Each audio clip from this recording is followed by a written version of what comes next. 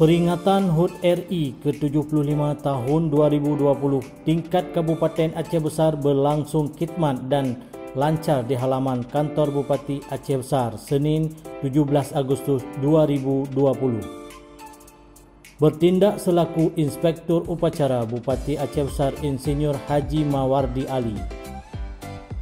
Hadir dalam upacara tersebut Wakil Bupati Aceh Besar Tengku Haji Husaini Awahab, Ketua DPRK Iskandar Ali SPD MSI Sekda Kap Aceh Besar Dr. Andes Iskandar MSI, Kajari Rajendra D. Wiri Tanaya SH, Kapolres AKBP Riki Kurniawan SIK, unsur Forkopimda lainnya, Kepala OPD dan TNI Polri.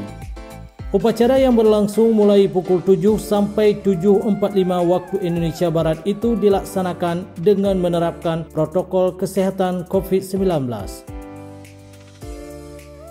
Dalam upacara HUT RI ke-75 di Aceh Besar bertindak selaku Komandan Upacara Ibtu Fakhrul Razi SKM dan Perwira Upacara AKP Mulyana SIK. Adapun yang menjadi petugas Paskibraka adalah personel Purna Paskibraka Aceh Besar tahun 2019 dan obade berasal dari siswa-siswi SMA Montasi. Doa dipimpin oleh Kakan Kemenak Aceh Besar Haji Abrazin. Seusai upacara, Bupati, Wakil Bupati, Forkopimda dan pejabat terkait lainnya mengikuti Fikom bersama Presiden dari Istana Negara di Jakarta. Kegiatan tersebut dipusatkan di Aula Kantor Bupati Aceh Besar. Selanjutnya, Bupati dan Forkopimda mengikuti acara penyerahan remisi nasional yang diselenggarakan di NTB secara virtual bersama Menteri Hukum dan HAM Republik Indonesia Prof.